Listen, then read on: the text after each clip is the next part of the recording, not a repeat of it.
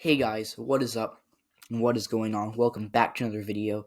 And in today's video, we're going to be discussing the 2021, sounds weird, Georgia runoff elections. They're 3 weeks away, and we got a lot of stuff to cover. So, starting with just taking a look at how close the polls are. I mean, David Perdue is up against Jon Ossoff. He's ahead by 0.1%. And in the special election between Raphael Warnock and Kelly Loeffler, Raphael Warnock's up by 0.3. So, that is the definition of close. I don't know how much closer you want to get. Now, first, just acknowledging the fact that it's close is hard to do, but we're also going to be taking a look at some of these polls. My screen recording on this tab? Yes, I am. There we go. So we're going to take a look at some of these polls. The interesting ones from Trafalgar we're going to look at, which does actually lean right. They actually had Trump winning Georgia by like 5%. They had Kemp winning the governor's race in 2018 by 12%. So they underestimate Democrats a lot usually, especially in the Sun Belt. In the Rust Belt, I trust them a lot more. But in the Sun Belt, they had Trump winning Nevada. Obviously, they got some wacky stuff going on there. They had New Mexico only being lean for Biden.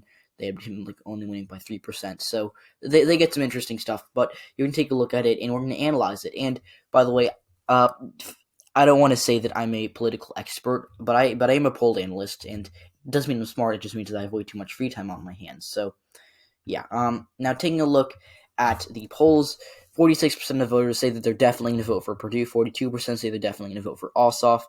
1% say they're leaning Perdue. 6% say they're leaning Ossoff. So when you adjust that, Purdue's up by Ossoff's up by 0.7. But the undecideds are going to make or break this race. And I could see them.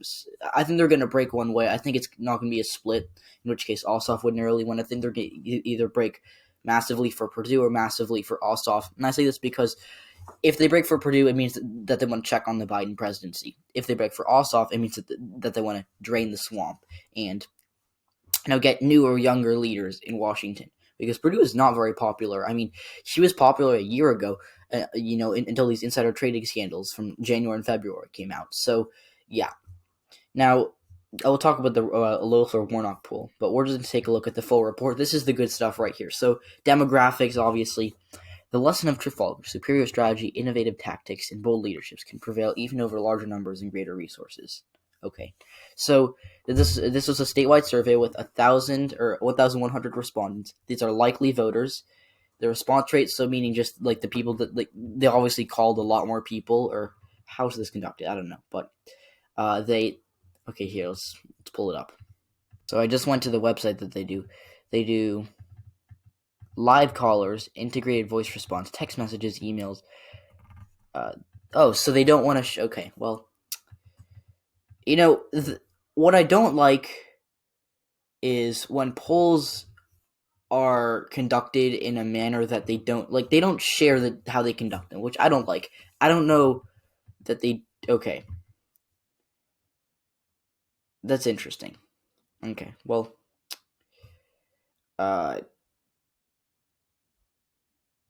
okay. So, anyways.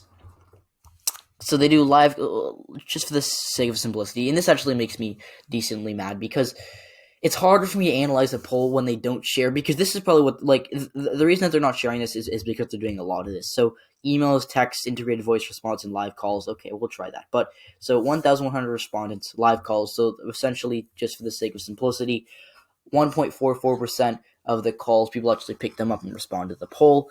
There's a 3% margin of error, so whoop-de-doo, that's a big margin of error.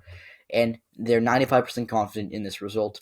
And 50% is the response distribution, so all across the state. And yeah. Now, we already talked about this. But starting with the age participation, they sampled a lot of 45 to 64-year-olds. Now, let's pull up the demographics of Georgia. Hopefully they do it in a raw percentage. Here we go. So it's at 35 to 64. Yeah, it's 35 to 64. So let's just add up the 30. Let's just add up here. So you essentially get 13.2 plus. So let's just do this 18. So around 21.5%. So they oversampled 45 to 64-year-olds. That's 21.5% of the population, whereas they sampled 37% of the population in this poll. So they definitely oversampled these voters. Also, why is my computer fan turning on? Do I still have other applications running? That's annoying. I apologize for that, but I'm gonna have to move my microphone more towards me and move my computer away. But so they oversampled them by 15.5%. And if we take a look at the CNN exit polls, which I'll pull up right here, so the CNN exit polls, so these voters actually went for Trump by 7%. So they're oversampling Republican voters that went for Donald Trump by 7%. So this just shows, again, if they're oversampling Republicans, they have the Democrat up. That's interesting. Now, 65 plus, we'll take a look at that according to the demographics of Georgia. I don't know why I have that tab up, but 60. So that's around, 9% of the population. So 9% of the population, as we know, older voters really like to vote Republican. As exit polls, they went for Trump by 12%. So they're oversampling Republican voting groups. As you can see here. What else do we have? Let's take a look at their 18. I think they're probably undersampling younger voters, if that's the case. 18 to 24. Well, that's okay. I wish they grouped it another way, but let's just say that that's a third of 7. So whatever. We'll just go with, to make this easy on me. Well, let's do 2% of 7. Okay, and then plus the 7%. So they're actually sampling the right amount of 18 to 24-year-olds. They're probably undersampling one of these groups by a lot. So 25 to 34, let's see. That's 16% they sampled. So they were actually good. Maybe they were undersampling these. 35 to 44, 13%. So they actually so I don't know where they're getting these numbers from, but yeah. But they're essentially sampling the right amount of the younger voters that, as you can see, vote Democratic. 30 to 44. 18 to 29. These are Democratic voters. However, they're oversampling for the most part these older voters, which I don't think is a good sign for the Republicans if they're oversampling their voters, and yet they're still getting the Democrats ahead. Now, in Georgia, they sampled 60% of the recipients of the respondents were white. Let's take a look at race, Black or African American. So they sampled. I'll give them credit. They sampled that pretty well. Hispanic or Asian, I think they probably was Hispanic. Okay, well, it doesn't want to show me, apparently. But Asian, they have Asian. Asians, 2%. They sampled 2%. Okay, so actually we're perfect in terms of race. They were pretty good. Now, female, they oversampled females, which is not a good sign for Democrats, like as you can see by, do they have gender or sex? Or gender. Females went for Joe Biden by 9% in the state of Georgia. So they oversampled females a little bit, although Georgia actually does have a bit more females than males. As you can see, it's 51% female, 49% male. But okay, that's actually interesting because I'd assume that at least a few people would identify as neither. But yeah, so this one poll oversampled, for the most part, GOP voting groups. So I just want to take a look at that one poll.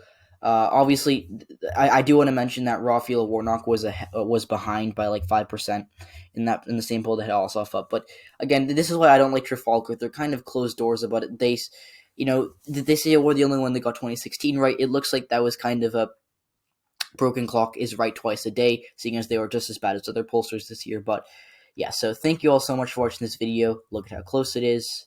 Thank you so much. I'll see you all in the next one.